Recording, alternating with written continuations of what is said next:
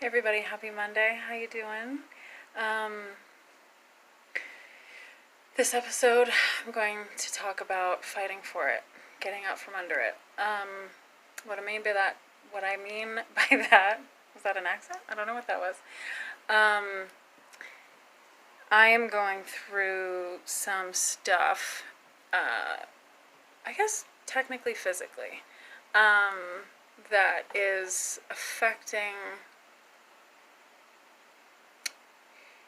I feel like it's affecting my ability to show up for myself. I feel like it's affecting my ability to connect to joy, which is my home base, um, to stay with discipline, to stay with grace, to stay with um, not even productivity because rest is productive, but it's making it hard to feel like me.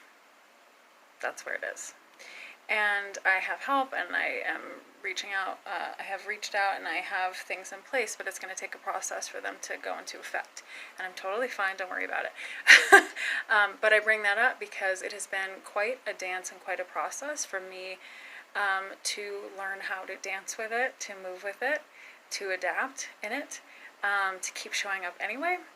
And I don't know if you saw my post last week of Have Zen Will Travel is basically mindfulness with curse words and relentless optimism.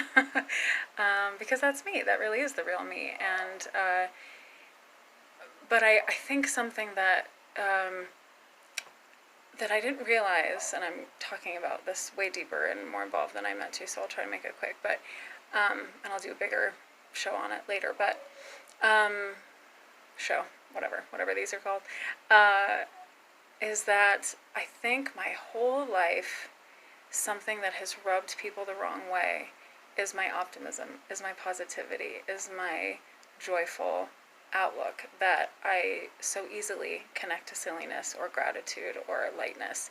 And I think a lot of people, especially when I was younger, thought it was kind of like a ditzy thing, or she doesn't know anything, like stupidity, naivete. Even as I got older, like she must have everything handed to her or something. They're just assumptions, and I just went for a walk and took a shower, and I'm still sweating because it's 105 degrees, so sorry. Just a bunch of assumptions. Again, really, it has everything to do with them, but like I couldn't put my finger on what it was, that there was like something about me that has incited all different kinds of reactions, even from people like as recent as last week that like really, really know me, that I think still get irked by my positivity and my optimism. And I realize it's because I think people don't get that it's a choice. And it's very easy, and it might even be put in the whole like spiritually bypassing category. I get that for some people, especially if it's false. For me, it is very authentic. It is my homeostasis. It is my home base. It is my natural state of being. And I think for a lot of us, it truly is our natural state of being. I think we kind of come out bright and beautiful and perfect and curious. And then because of our circumstances and then our choices, we turn into the people we turn into. And who knows if we have karmas and all kinds of shit, that we're dealing with outside of things that I have any clue about. But I'm talking about this lifetime right now and the choices that we get to make, because we do have choices to make every day. We get to choose things. So I bring all that up to share with you today that I started the morning really optimistic and positive, and just kind of an acceptance really of, we had workers in our home, and so that kind of amped kind of the anxiety around the virus, and then we had a call about some other issue that lasted for like 3 hours, and I didn't feel super satisfied by it. And then it was normal work and stuff like that, but I felt tired, I felt sad, then I got mad, then I just felt like I wish it were winter and I could curl up on my couch with my husband and be cozy and watch Harry Potter or something, and it was just, the day held an exact opposite reality of that. And so you can resist and you can fret and you can have your tantrums, and I think there is a place for that, so why not? And I definitely did. I meditated, I used all my tools, and things just were not working. And it was almost like everything felt heavy. The heat felt heavy. The pandemic feels heavy.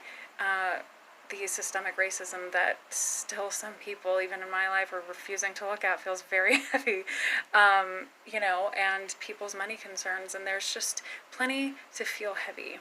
And it is my job and my choice to find the gift in all of it, to find the light in all of it, to find the love and the opportunity in all of it. That is what I'm here for, and I know that.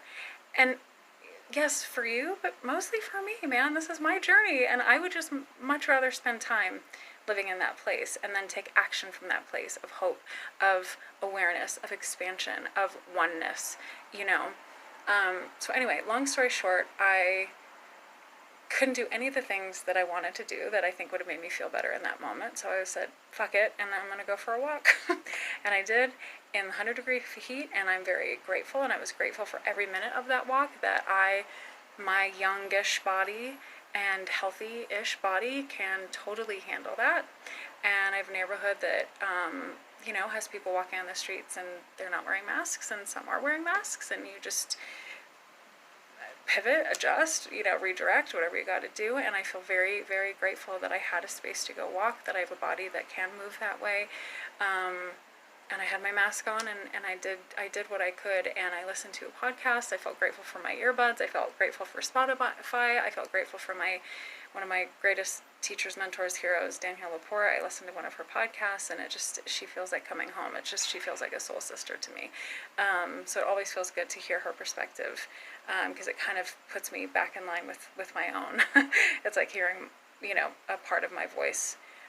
She's definitely her own person and I'm mine, but there's a connection that is just inspiring, and I think that's why we follow the people we do, is we see a piece of ourselves or a version of ourselves, or just kind of kindredness. And then afterwards, in the last 10 minutes of my walk, I started humming a song that I don't think exists, so I might have started to write my own song for the first time, which I've never done. So I feel a lot better. And it's still a fight sometimes, and there are moments right now, even in this moment, where it's like pushing and crawling and reaching out of the darkness. But I'm telling you, it's friggin' possible. And if you need extra help, with a doctor, a therapist, friends, family, please go find it. Please go get it. Please use all the phone numbers, all the hotlines, reach out, text, call. You are not alone, and you can do this. And every day that we're here is another opportunity to be the light and to find the light and to go play in it. So I'm going to leave you with that. Fight for it. It's worth it. Bye.